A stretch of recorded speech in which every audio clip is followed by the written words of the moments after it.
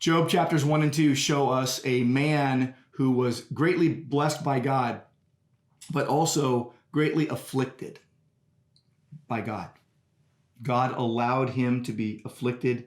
A lot of people think that this is the test of Job. This is not a test of Job. This is Satan challenging God because Satan didn't really know what he was dealing with. Satan doesn't have the attributes of God. Satan is not all-knowing. He's not omniscient. He's not all-powerful. He's not omnipotent.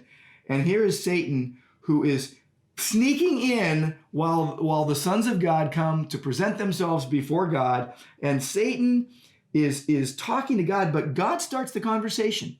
Have you considered, have you set your heart on my servant Job? And this is very key. Twice, God speaks to Satan and says, have you considered my servant? My servant. Job fully belonged to Yahweh, fully God's servant.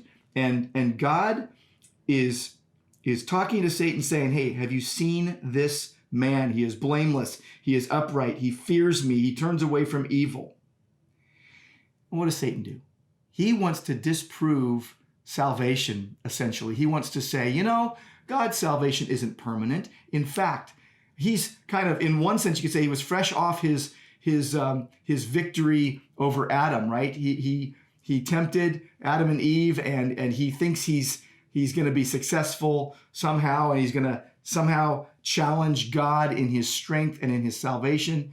Interestingly, you see him do it with Jesus. You see him do it with Paul. You see him do it with Peter, because Satan is the adversary. Satan is always against God. Satan is the father of lies. What happens with Job? Job loses everything. Humanly speaking, he's the man who had nothing to be thankful for, but he had everything to praise God for, because God is always right. God is always strong. God is always good. He is always Yahweh's servant, because God named him and chose him as his servant. Whatever you're going through today, it's very common, even at Thanksgiving time, to say, hey, what are you thankful to God for?